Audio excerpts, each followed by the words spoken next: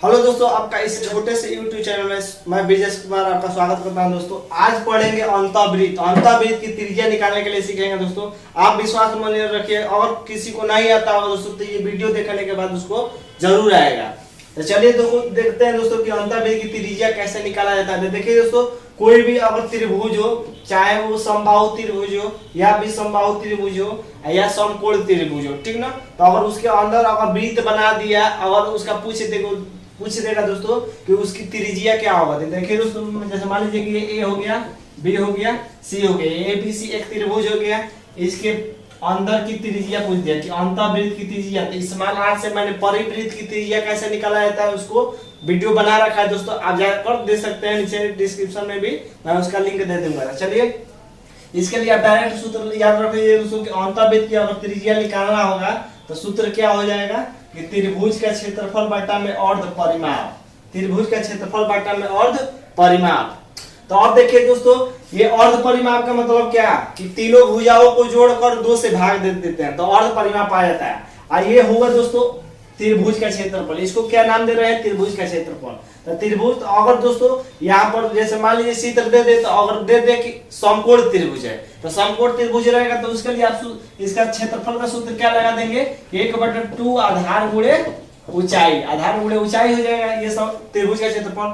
अगर त्रिभुज दे दे दोस्तों विषमबाहु कह रहे हैं समबाहु त्रिभुज, तो समबाहु त्रिभुज दे देगा तो उसके लिए सूत्र क्या लगा देंगे? यहाँ पर लगा लीजिएगा कि √3 बटा में 4 गुणे भुजा का स्क्वायर, ये समबाहु त्रिभुज का क्षेत्रफल हो जाएगा।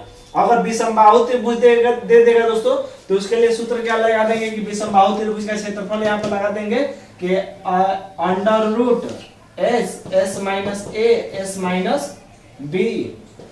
√S ये हो जाएगा विषमबाहु त्रिभुज के लिए। तो ये याद रखिएगा दोस्तों कि कौन सा त्रिभुज है, वो समकोण है तो ये सूत्र यहाँ पर आना चाहिए। अगर समबाहु है तो ये रहेगा, विषमबाहु है तो ये रहेगा। तो चलिए दोस्तों देखिए, अगर समबाहु रहेगा तब यहाँ पर रख कर देख लीजिए कि क्या आ जाएगा। तो उसके लिए आप अलग से भी ट्रिक याद कर सकते हैं। देखिए हाँ, एक और बात दोस्तों, ये किसी भी त्रिभुज पर लागू होगा।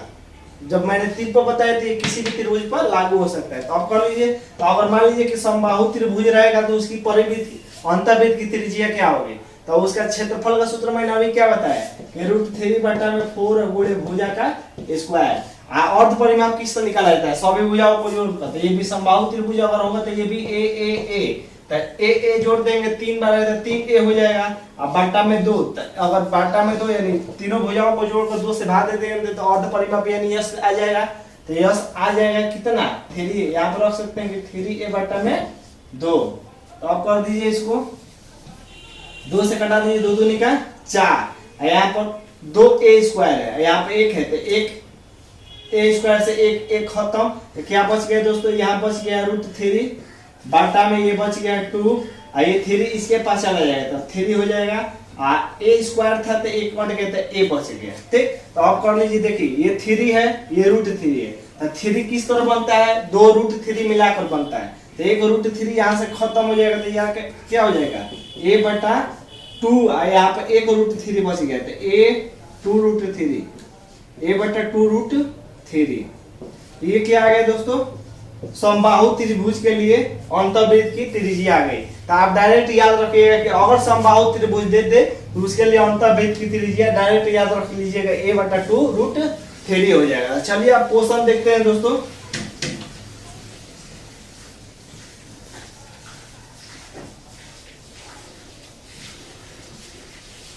पहला क्वेश्चन है दोस्तों, पहला क्वेश्चन कर रहा है कि किसी त्रिभुज की तीनों भुजाएं क्रमशः 9, 12, 15 सेंटीमीटर है तो इसके अंतःवृत्त की त्रिज्या बताइए। तो देखिए दोस्तों 9, 12 और 15 है तो ये पता करिए कि कौन सा त्रिभुज है। तो ये समकोण त्रिभुज है। क्यों?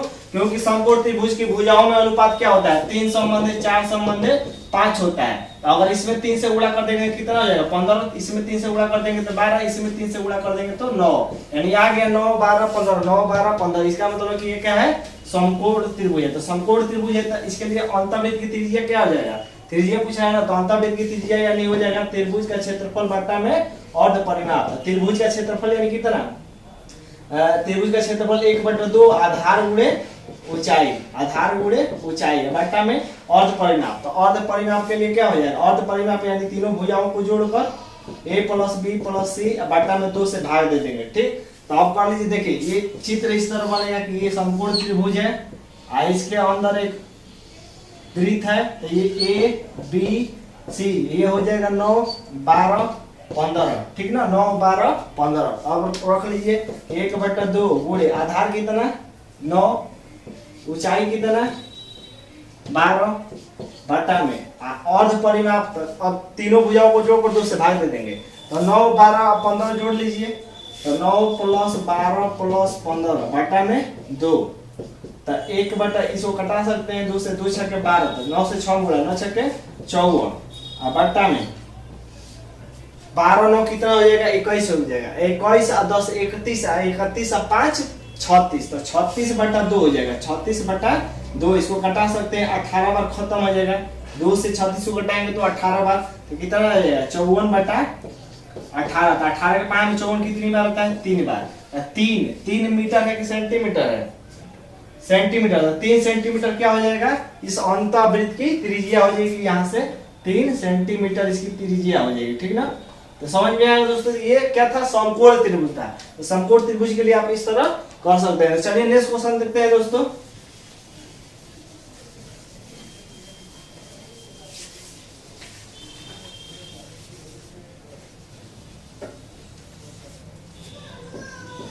दूसरा क्वेश्चन देखिए, दूसरा क्वेश्चन कर रहे कि एक समबाहु त्रिभुज की प्रत्येक भुजा 24 सेंटीमीटर है, तो अंतःवृत्त का क्षेत्रफल, तो क्षेत्रफल बता दिए। देखिए दोस्तों, मान लीजिए ये समबाहु त्रिभुज है, ठीक, तो अब इसका भुजा दे दिया है, कितना भुजा दे दिया है 24 सेंटीमीटर, 24 सेंटीमीटर, तो ये भी 24 ये भी 24।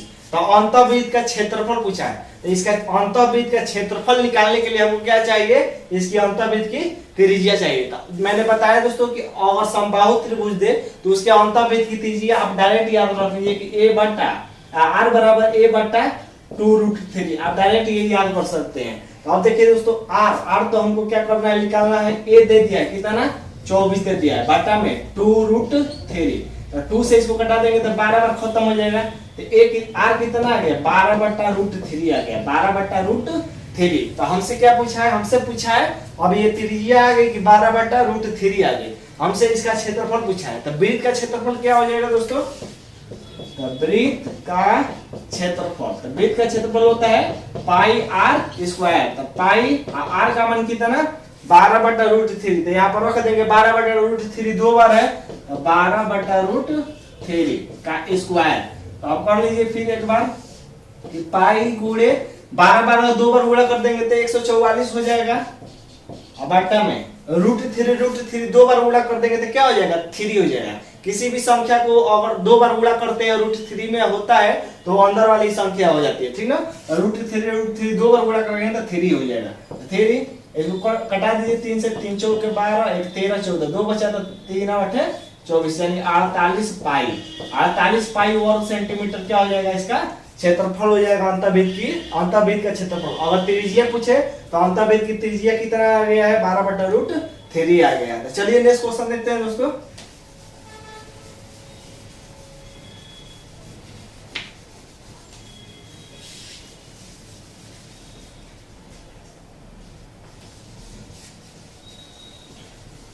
नेक्स्ट क्वेश्चन देखिए दोस्तों, नेक्स्ट क्वेश्चन कर रहे हैं कि एक समबाहु त्रिभुज के अंतःवृत्त का क्षेत्रफल 462 वर्ग सेंटीमीटर है, तो त्रिभुज का परिमाप क्या होगा। तो देखिए दोस्तों, इसका क्षेत्रफल दे दिया है अंतःवृत्त का क्षेत्रफल, तो इसका मतलब ये अंतःवृत्त का क्षेत्रफल दिया है, तो इसका मतलब कि वृत्त का क्षेत्रफल दे दिया है, ठीक ना। अंतःवृत्त का कह रहा है कि समबाहु त्रिभुज है, इस अंतःवृत्त का क्षेत्रफल दे दिया है, यानी क्या दे दिया है, वृत्त का क्षेत्रफल दे दिया है। तो वृत्त का क्षेत्रफल कितना दे दिया, वृत्त का क्षेत्रफल हमारा दे दिया है 462 वर्ग सेंटीमीटर, 462। तो वृत्त का क्षेत्रफल क्या होता है पाई r², तो पाई r² बराबर 462। तो r² निकालेंगे तो पाई नीचे चला जाएगा, तो r² बराबर 462 बटा में पाई, 462 बटा में पाई। तो अब पाई का मान रख दीजिए दोस्तों, पाई का मान कितना होता है 22/7, तो r² बराबर 462 बटा में 22 और बटा 7 रखेंगे तो 7 ऊपर चला जाएगा, 7 ऊपर घटा दीजिए इसको। 22 दूना का 44, 22 दूना का 44, 45 46, 2 बचा तो 2 जाएगा यहाँ पर तो 22 हो जाएगा। तो 22 के पार में 22 फिर एक बार, ठीक। तो आर स्क्वायर बराबर कितना आ गया, 7 से 1 में गुणा 7 और 7 से 2 में गुणा 7 दूना का 14। आर स्क्वायर बराबर आ गया अंडर रूट 147। तो आर निकाल लीजिए तो आर कितना आ जाएगा, अंडर रूट 147 आ जाएगा। आर स्क्वायर बराबर 147, तो आर बराबर अंडर रूट 147। इसको आप क्या कर सकते हैं, तोड़ सकते हैं। तो तोड़ लीजिए, 147 है ना, 7 से कटा दीजिए, 7 दूना के 14 1, फिर से 7 से कटा दीजिए, 17 के 3 से कटा दिए, क्या क्या है 7 7 3 आया। तो आर बराबर आ गया अंडर रूट में 7 गुणे 7 गुणे 3। तो देखिए दोस्तों ये जेल है, ठीक ना, मतलब अंडर रूट है। तो जेल से दो संख्या अगर निकले, दो संख्या एक जैसी रहेगी तो एक संख्या बाहर चला जाएगा, ठीक है ना। दो संख्या है तो एक संख्या बाहर, यानी क्या आ जाएगा, आर बराबर हमारा आ जाएगा 2 7 के बदले एक 7 बाहर, 7 अंडर रूट क्या 3 आ गया। तो ये आर आ गया। हमसे पूछा है कि त्रिभुज का परिमाप बताइए, त्रिभुज का परिमाप। तो देखिए दोस्तों आर आ गया, यानी अंतर्वृत्त की त्रिज्या आ गई कितनी, 7 अंडर रूट 3 आ गई। तो हमसे अंतर्वृत्त का त्रिज्या का सूत्र क्या होता है, समबाहु त्रिभुज के लिए अंतर्वृत्त की त्रिज्या का सूत्र निकालने के लिए क्या होता है, कि आर बराबर होता है a/2 रूट 3 होता है। तो आर आ गया कितना, 7 अंडर रूट 3 बराबर a/2 रूट 3। तो कुछ नहीं तो एक, देखिए दोस्तों एक पार्टी दो पार्टी के बीच में बराबर था, तीछा तीछी गुणा। तो a से 1 में गुणा कर देंगे तो a हो जाएगा, और 7 से रूट 3 में गुणा कर देंगे तो 7 से 2 में गुणा, 7 दूना का 14 गुणे रूट 3 से रूट 3 में तो 3 हो जाएगा। तो ये बराबर कितना आ गया, 14 या 42, 14 या 42 सेंटीमीटर। तो हमसे पूछा है परिमाप, परिमाप निकाल लीजिए, परिमाप। तो परिमाप क्या हो जाएगा, तो समबाहु त्रिभुज है तो ये भी a, ये भी a, ये भी a, यानी 3a, तो 3a, तो 3 गुणे a का मान 42, तो 42 तो गुणा कर दीजिए 3 से 2 में, 3 दूना का 6, 3 चौके 12, 126 सेंटीमीटर क्या आ जाएगा, इसका परिमाप आ जाएगा। तो समझ में आया दोस्तों। सबसे पहले अंतर्वृत्त का क्षेत्रफल दिया था तो उससे मैंने त्रिज्या निकाल लिया, और फिर अंतर्वृत्त की त्रिज्या निकल गई तो उसका सूत्र लगा दिया कि समबाहु त्रिभुज के अंतर्वृत्त की त्रिज्या क्या होगा, a/2 रूट 3, और फिर ये r रख दिया और तीछा तीछी गुणा और ये निकाल लिया। तो परिमाप किस तरह आता है, सभी भुजाओं को जोड़कर, तो सभी भुजाओं को जोड़कर मतलब 3 है, तो 3 से गुणा कर दिए तो क्या आ गया हमारा, आ गया समबाहु त्रिभुज का परिमाप। तो चलिए नेक्स्ट क्वेश्चन देखते हैं दोस्तों।